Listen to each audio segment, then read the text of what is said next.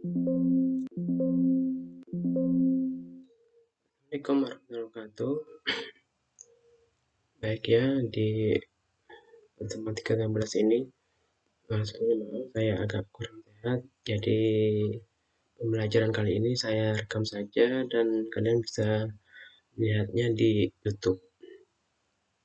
Di pertemuan ke-13 ini akan membicarakan mengenai diferensiasi sel. Pengertian dari diferensiasi sel ini adalah proses ketika sel yang kurang khusus ataupun belum matang menjadi jenis sel yang lebih khusus. Kemudian tahapan perkembangan makhluk dewasa itu adalah perubahan yang diatur secara rapi oleh tubuh, baik itu setelah dimulai setelah saat fertilisasi atau pembuahan, kemudian sampai terbentuk sel yang dewasa. Kemudian tahapannya itu ada pembelahan, yaitu pembelahan sel dari mitosis, kemudian setelah terjadi proses pembelahan sel dari proses mitosis akan terjadi proses morfogenesis, yaitu terus membelah diri, bergerak membentuk kelompok yang hampir sama strukturnya. Dan ketiga adalah diferensiasi, yang sel terus berkembang dan mempunyai struktur dan fungsi khusus yang dimilikinya sampai dewasa. Sel terdiferensiasi tersusun menjadi jaringan, organ, dan sistem organ. Kemudian ada pertumbuhan. Proses ini dimulai setelah semua sistem tubuh organisme terbentuk. Organisme itu menjadi lebih besar karena pembelahan dan pembesaran sel. Untuk pertumbuhan ini tentunya diperlukan nutrisi untuk tumbuh. Kemudian bila organisme ini sudah melampaui 3 tahapan di atas, selain yang pertumbuhan itu barulah disebut dengan embrio. Diferensiasi ini adalah proses perkembangan sel atau jaringan yang belum dewasa menjadi dewasa dengan fungsi khusus disertai ekspresi protein tertentu dan modifikasi sitoskeletal atau jaringan berkas protein sehingga menciptakan struktur untuk membantu fungsi yang diperlukan oleh sel motor khusus. Kemudian perkembangan embrio adalah serangkaian kejadian yang kompleks dan terorganisasi sebagaimana mestinya. Kemudian juga ada determinasi, selain diferensiasi adalah proses yang terjadi ketika sel itu melangsungkan perkembangan nasib sel itu, kemudian akan semakin dibatasi, misalnya zigot dengan sel tunggal ini akan berpotensi menjadi sel apa saja. Istilahnya itu totipoten atau pluripoten. Setelah lapisan germinal ini terbentuk, nasib sel ini pada lapisan itu akan jadi terbatas. Dan kemudian sel itu terus diferensiasi atau berubah sampai satu jalur tunggal yang terpilih.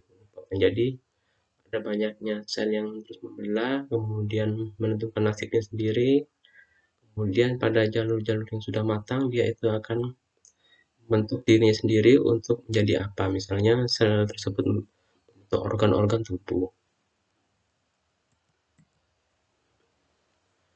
Kemudian ada induksi, adalah proses ketika sebuah mediator kimia dilepaskan dari salah satu lapisan embrio memberikan pengaruh morfogenesis spesifik di bagian lain dengan menginduksi jalur khusus, misalnya lapisan dermis yang berasal dari mesodem melepaskan zat yang menyebabkan lapisan ekstodem atau luar di bawahnya berdiferensiasi menjadi epidermis, dan akibat induksi bersamaan dari sel di dekatnya jaringan dan akhirnya organ akan terbentuk.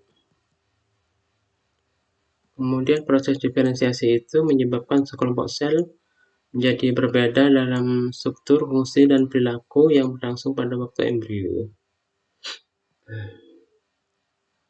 Kemudian diferensiasi itu dimulai beberapa saat setelah fertilisasi zigot dan berakhir setelah proses organogenesis.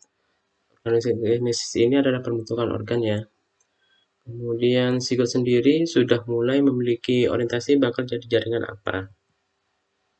Kemudian kutub animal akan jadi dorso anterior dan bakal jadi lapisan ektoderm.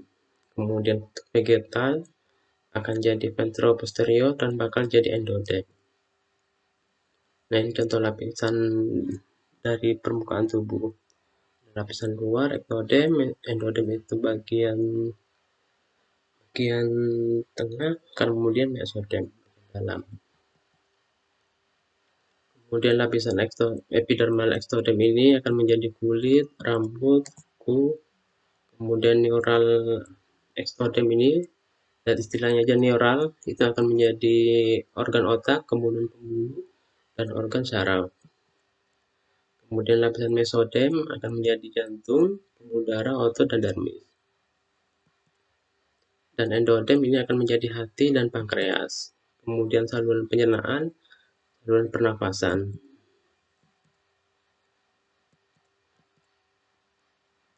Kemudian diferensiasi seksual atau pembentukan organ kelamin terjadi pada minggu keempat setelah sel benih primordial ini berada dalam kandung kulit telur.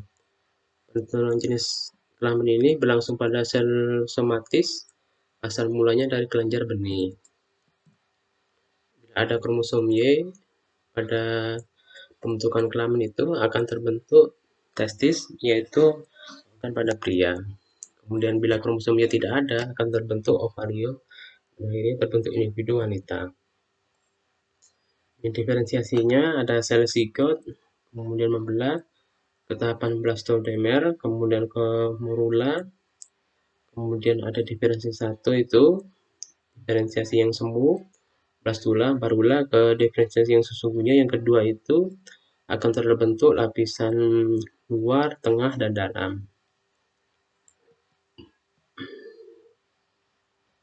Kemudian pada makhluk hidup itu ada istilah dediferensiasi. Ada kalanya sel yang mengalami diferensiasi itu akan bermitosis, membelah diri lagi untuk membentuk sel anak yang struktur dan fungsinya sama dengan induknya.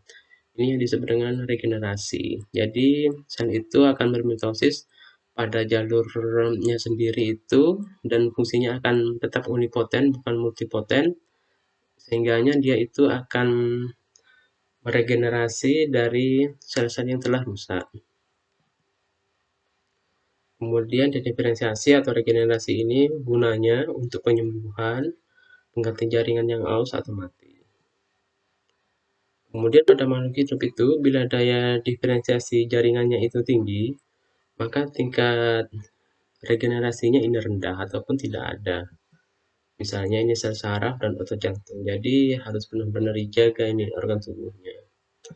Kemudian bila daya regenerasinya rendah, daya diferensiasi atau perubahan ke arah sel matangnya itu rendah, maka tingkat regenerasinya itu tinggi. Misalnya pada hati, kulit, sumsum tulang. Kemudian bila otot jantung mengalami kerusakan, itu tidak akan terjadi regenerasi, yang akan timbul jaringan lemak. Kemudian jika otot lurik atau polus yang rusak, akan terjadi sedikit regenerasi dan akan terbentuk jaringan kolagen. Kemudian pada tikus percobaan, misalnya hatinya itu diangkat sebagian dan lambat laun akan tumbuh kembali. Kemudian daya regenerasi ini berbanding terbalik dengan umur. Artinya, meskipun umur seseorang sudah bertambah, regenerasi pada makhluk hidup itu pada sel-selnya akan terus melakukan regenerasi. Tetapi pada sel-sel tertentu, dia itu juga sama berbanding lurus dengan umur. Ini bisa dilihat.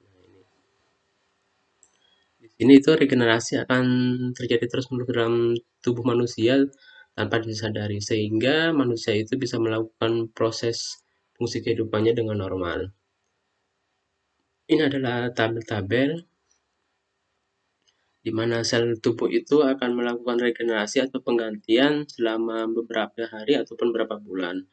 Misalnya saja yang lebih mudah itu adalah sel darah merah, dia akan melakukan regenerasi selama 4 bulan sekali atau 120 hari. Kemudian daya regenerasi yang sangat kuat itu adalah pada jaringan kulit, sumsum tulang, dan donat. Dan juga pada kornea dan pankreas. Beberapa jaringan eukariot ini mempunyai daya regenerasi yang tinggi, misalnya membentuk jaringan atau alat tubuh yang rusak atau putus seperti pada hewan ini reptil, amfibi, dan echinodermata. Kemudian manusia dan hewan tingkat tinggi itu memiliki daya regenerasi yang rendah, hanya terbatas pada penyembuhan luka, mengganti jaringan yang aus, misalnya otot lurik, kulit, dan hati. Baik ya, ini pertemuan ke-13 penentuan nasib sel pada makhluk hidup. Semoga dipahami, semoga bermanfaat. Saya tutup. Terima kasih. Assalamualaikum warahmatullahi wabarakatuh.